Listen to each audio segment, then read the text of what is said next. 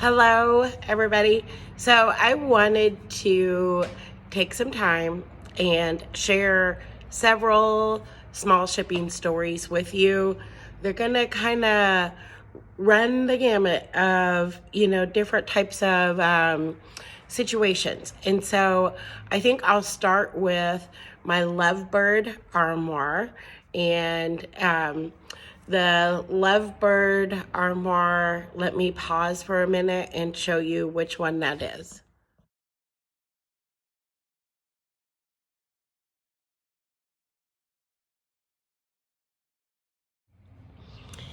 Okay, so you get to see which one it is. I call it the Lovebird armoire because on the top crest, there's two lovebirds up there. So that armoire, I will be shipping on through UShip, like a customer has purchased it. The listing price for that was $5,500. On the customer's end, she paid almost $6,000 after taxes and everything. And so after my shipping fees, after the cost of the item, which I paid $550 for the item, after my paint and everything, I am going to be profiting, like how much I got paid, how much I'm getting paid, or I got paid to paint that armoire. It's about like $3,500, about $3,600, a little more than that actually. Yeah. And so not a bad deal, $3,600 profit after Etsy fees, shipping, supplies, all of, everything, insurance on it, like all of that. That is how much I'm making off of that particular armoire. And so, but anyway, so I have shipped one of these before, and this is a two-piece armoire. The top crest of it comes off of it. And so when we pack our furniture, 90% of the time we are using like a shrink wrap, and sometimes I use like a paper wrap protector. It's supposed to help protect furniture from getting like scuffed up. I'm going to see one of my shippers who I trust a lot and have used a ton. Sorry, there's a little bug floating around in that. He's recommended it. So I'm going to let you know how that works out for me. It costs about $25 for a big box of them. It's on Amazon. But 90% of the time, a lot of times we'll use that, but we definitely shrink wrap, bubble wrap, blanket wrap, shrink wrap again, and that's how we pack it. And when I had shipped one of these exact type of piece before, I shipped it to Arizona, and the top, they're two separate pieces. And so the shipper had put, and he was a good shipper, he had put, because the whole body of the armoire was all wrapped, protected, covered, and then the top crest or headdress, which is the length of the armoire, like the length this way, and the height of it is like 2 feet tall, but it's where all the delicate parts are.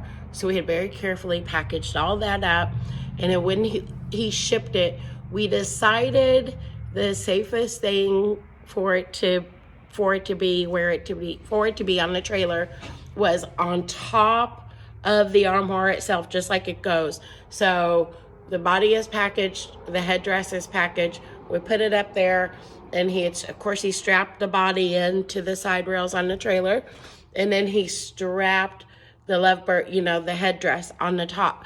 And so, but when it arrived, and I had no issues with the customer on this. She's like, Casey, I really don't even care. It's so beautiful. It doesn't make any difference to me. So I had no issues with the customer on this whatsoever.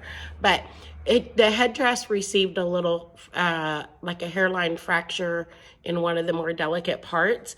It was a stress fracture from the, even though it was well packaged, fracture from the strap, like holding it in, and so that strap, of course, like it had to be on there pretty securely and firmly, and it's pressing it against that delicate part for so long on the trip caused a little stress fracture.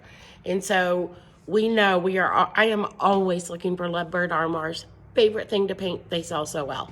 And so, and there's a high margin on them, so I made $3,600 profit after cost of the item, all supplies, everything, just to paint this 36, give or take. I'd have to go like I figured before I started this video, and I already kind of forgot. So I do want to say it was 36, even close to 37 was about how much it was after all of my expenses, even the expense of the item and insurance and shipping and my paint and everything. So we are going to build this armoire sold. I'm going to ship it to Pineapple, Alabama, from almost near, I live near Branson, Missouri. Now, this is off the subject, but I thought it was kind of funny. It's going to Pineapple, Alabama, because my nickname that I have given both of my girls since they were babies is Pineapple. Like, every night I would say, "Good night, Pineapples." And my daughter one of my daughters lives with us. The other one is a retired Marine. She lives in California, and she's married, and I'll still text her at night and be like, "Good night, Pineapple." So it was sweet to me that this armoire, which I love so much, is going to Pineapple, Alabama. And so that's a 10-hour drive. I am going to be paying about $850 to have it shipped. I am absolutely getting the cargo insurance, the shipping insurance through UShip, because the customer paid almost $6,000. And I want to protect myself. I want to protect, I want to make sure this arrives in great condition. But if it doesn't, I need a fallback to make sure, we're able to help her out. But I've learned this. I have learned that wood furniture is so resilient. Like, I've had things happen to my furniture in transit. A Cadillac actually hit one of my armoires, and the armoire had a tiny little a stress fracture right across the top, but that was it. So if something happens to your armoire, it might have a nick or a chip or a scrape, or a leg might need to be fixed. But unless the truck is just totaled in a horrible wreck, like, your furniture really is going to be okay. Usually worst case scenario is you might have to send them a little bit of touch-up paint, so keep your paint, or you might have to, and this is usually, most of the time, these are the worst cases I've ran into. I have to send a little bit of touch-up paint to them, which is no big deal. Now, it's happened to me a couple of times where I've needed to send it 2 times out of shipping 34 pieces of furniture. I think I have 33 sales on Etsy. All but 3 of them are furniture items. But I shipped other things that were sales across the United States that were sales outside of Etsy. So 35 things shipped. Out of all of that, I've had to send touch-up paint 2 times. And one was because a shipper had he had loaded my armoire, but behind my armoire were a whole bunch of big, heavy wooden antiques. And so when he was unloading them, one of them got drug across, which I was not very happy, across my item. So I had to it scratched the paint up on the front door. It was touched up. It ended up being okay. And the other time was in the Cadillac, hit my armoire, and the Cadillac was being hauled in the trailer along with my armoire. And because there is a little fracture, the customer's like, "It don't even bother me one bit," which I was surprised, because the shipper offered to pay for it, I offered to pay for it, and she didn't mind. And so that's 2 times out of 30-some shipments of shipping large, heavy pieces. Some of them you've seen full glass hutches, where I had to send touch-up paint. So I don't want to scare you off. I don't want you to think, "Oh my gosh, I think bad things are going to happen all the time." It just doesn't. Yeah, some issues will come up when you ship furniture. From time to time, things will arise. Most of the time, things go just fine. Most of the time, things go just fine. Once in a while, you're going to have an issue. It's part of business, and you get to address it. But I do want to tell you how I'm going to handle because last time shipping this lovebird armor on the headdress, it received a hairline fracture. Stress fracture is what I'm calling it. So I know that I can't ship it the same way that I did in the past because it's very likely it will get another stress fracture. So Louie is going to build, just out of plywood, a very simple little crate just for the headdress. So plywood bottom, some plywood sides, plywood top, where it can just open up on the top. It's got to be something the customer can easily, that the shippers, not the customers, can pull out. And so that's what I'm doing for this, doing something different, because last time I was fractured, this time I learned. And with every time you ship something, just like every time you paint something, you learn a lesson. I had a French buffet, so let's stop and show you this.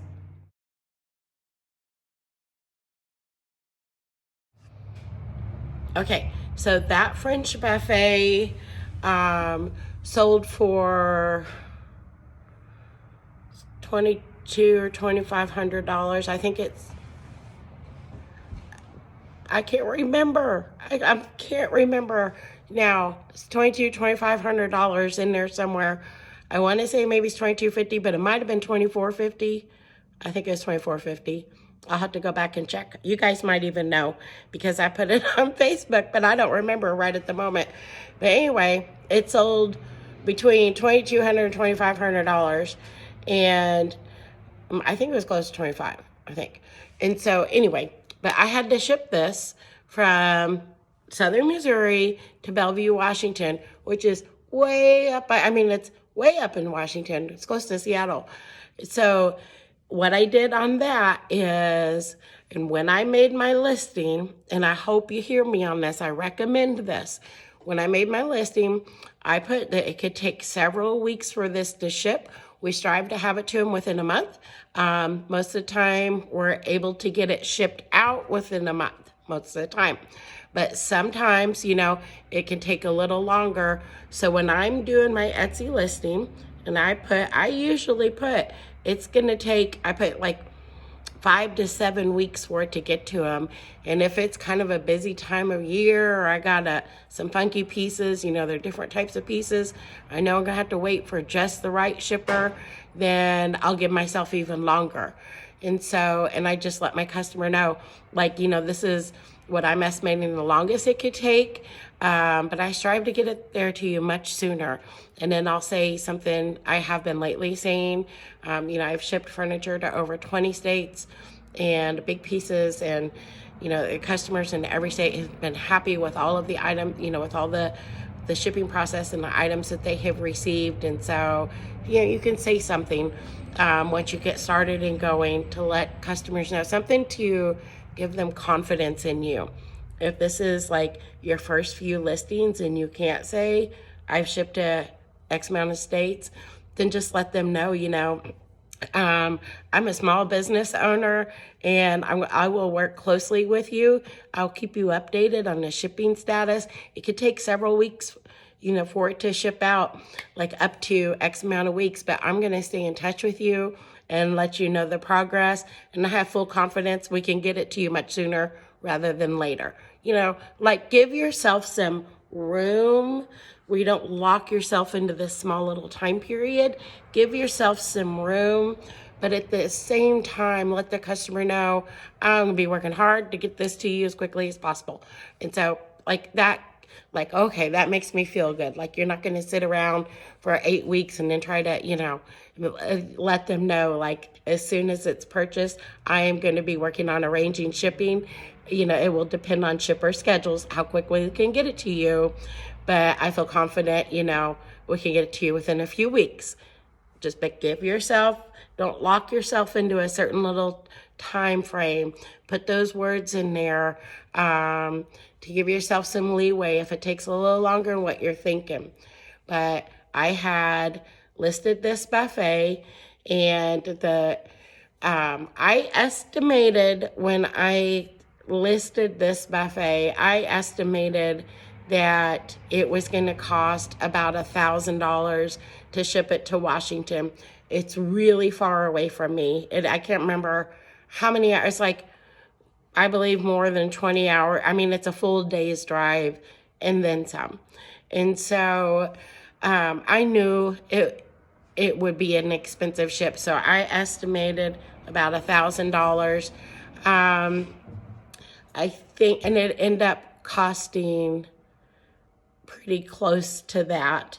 After, I think it ended up costing just 900 and something, 68, like after maybe even right over 1,000, but it cost right around 1,000 after the price of the shipping was paid, the U-ship fees, and then I did get the cargo insurance. And so it cost that.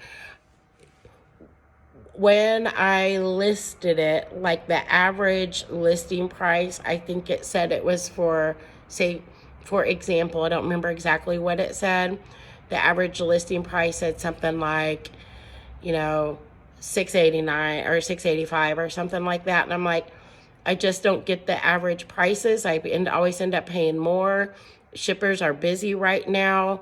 They're going to pick up the offers that are the more premium ones. So coming out of the gate, when I list a shipment, I'll start off anywhere from 50 to 100, maybe 150 more than what the average cost is to get a shipper to pick up my item pretty quickly.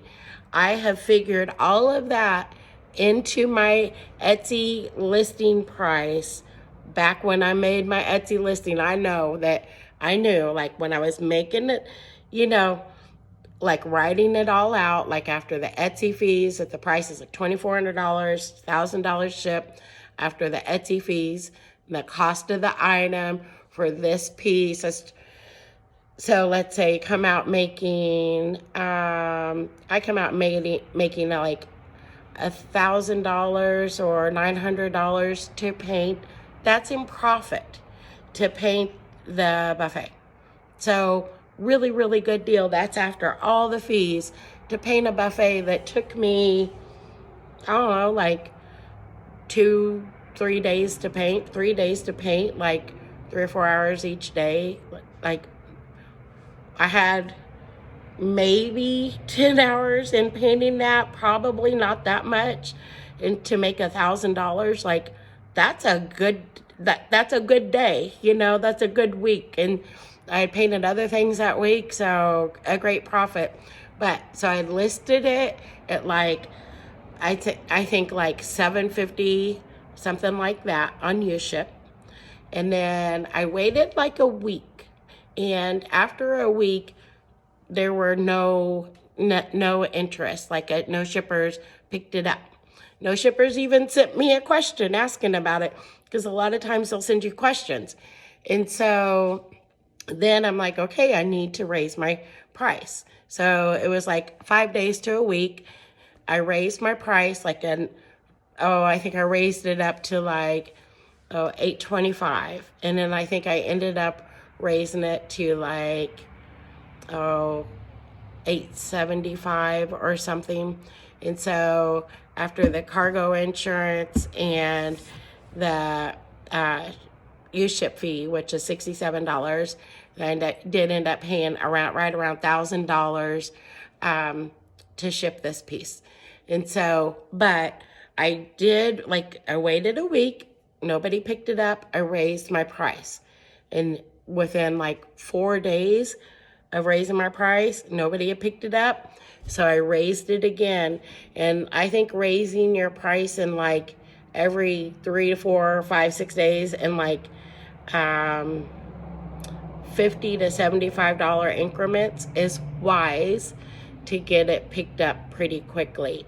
And I knew like I need this picked up quickly, because when it gets close to Christmas, it's going to be harder to get more available shippers.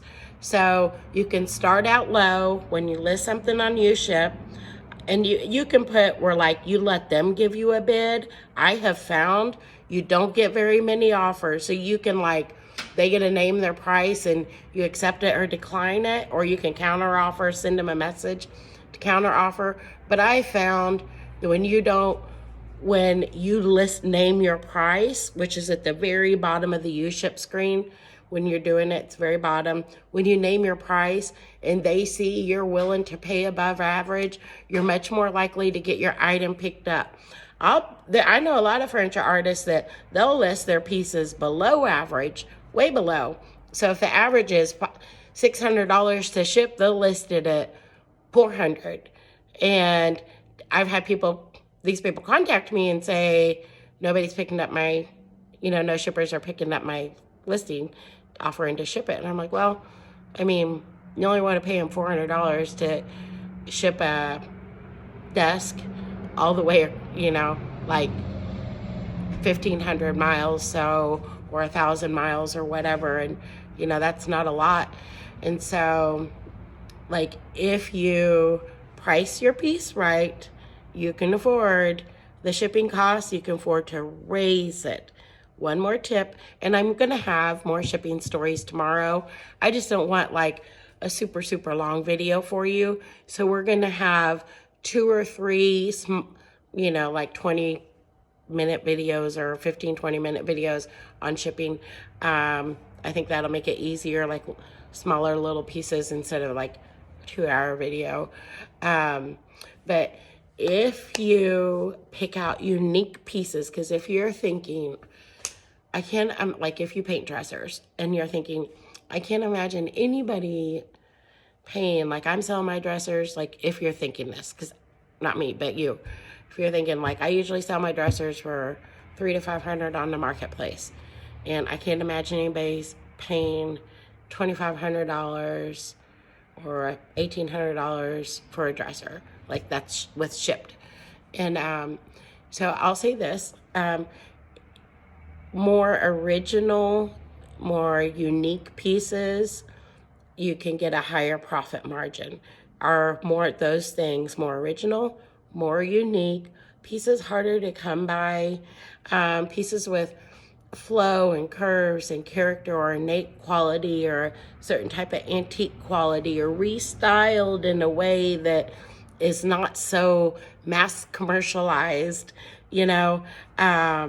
like in some restyling designs, it is the market is saturated with those designs. And so if if you have something unique, that is where you really begin to get known for it. Customers begin to seek you out. They begin following you.